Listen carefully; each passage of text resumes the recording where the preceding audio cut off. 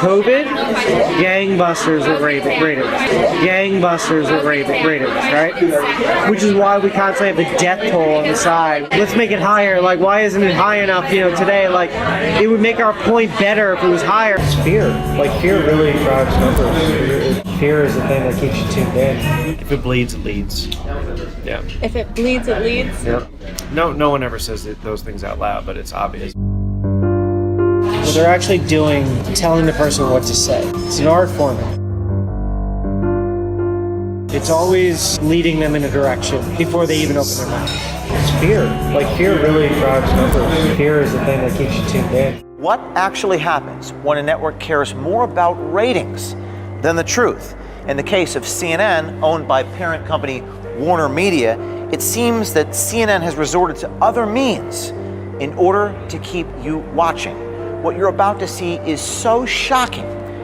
Admissions about COVID, its impact, the bias, and things that we've all suspected but have never been able to confirm until now. It's fear. Like, fear really drives numbers. It does, The happiest days in news, people, I would imagine, turn it off and then they go with the family. They don't stay glued to it. Unless there's something that's uniting them, like the moon landing or something like that. Fear is the thing that keeps you tuned in, I imagine. What's the scariest thing there?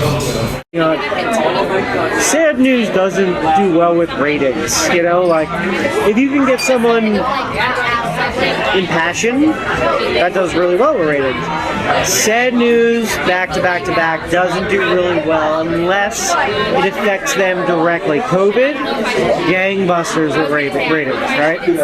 Which is why we constantly have a death toll on the side, which I have a major problem with, that we're tallying how many people die every day. Because I've even looked at it and be like,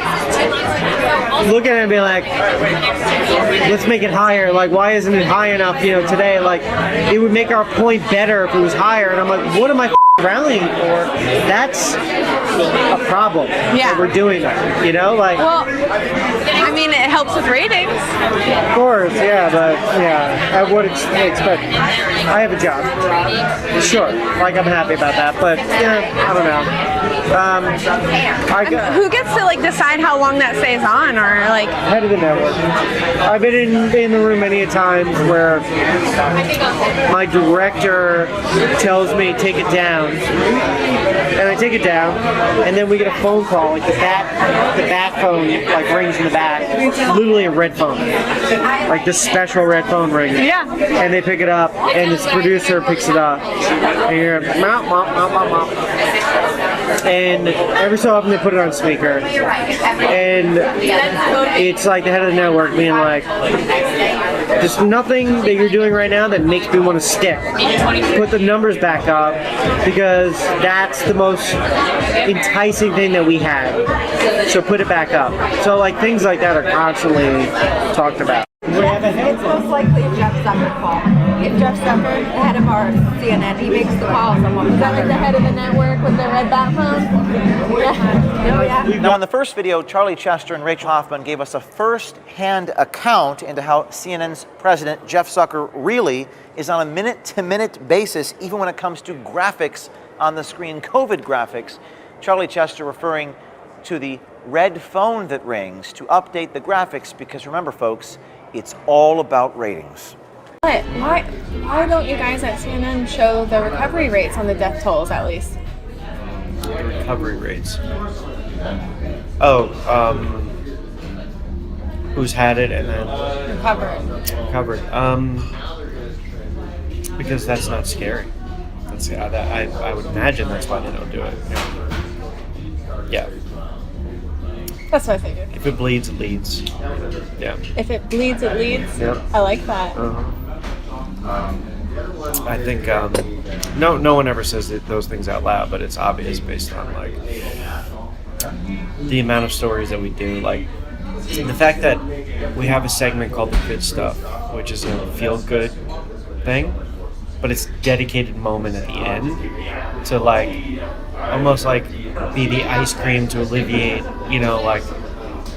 everything that you've been through, like, like something sweet to end it with. Because everything else is like doom and gloom. I mean, it's human nature. I mean, like, I find myself watching more news when there's something looming and scary. Chester seems to have lost faith in CNN's ability to do honest reporting, not just at CNN actually, but in news generally. I mean, there's no such thing as unbiased news. It just doesn't exist. There's too many agendas. There's too many people that have jobs that need to feed their families for it to be unbiased. You can't. It's impossible. The most unbiased news is grassroots, out of people's basements with podcasts. That's the most unbiased you can probably get. And unfortunately, the trend is that when they could actually start making money off of it, you start to inherently destroy the thing that you love, by like moving Do you think up. CNN's done that? Yeah. I don't think CNN's any different than Fox. I think it's on the different side of it, but I think they come off as very altruistic, but I think we buried the lead a lot. I think we... What's that mean? You ever watch... We have to sit down and watch it together for me to point out some things. Listen to the way they ask questions. Because they're not actually asking questions. Who?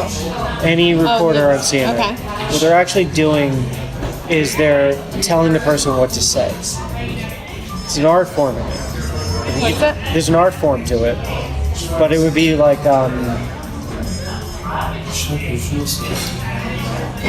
the accident that you just saw, right? Like one of the reporters would be like,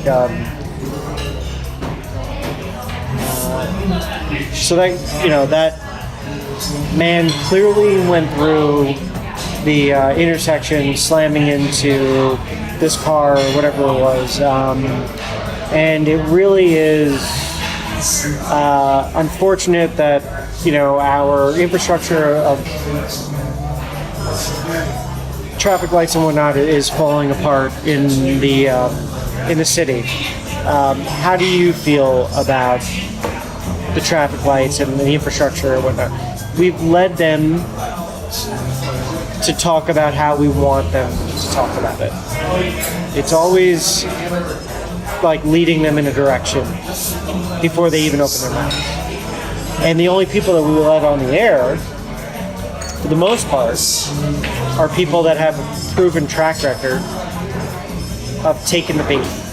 I think there's like an art to manipulation. I think some people have figured it out inherently, but Like with the media, or just like in media general? and in just conversations. Yeah. I think when you ever meet somebody that you feel like you're being gaslit by, start to listen to how they word things.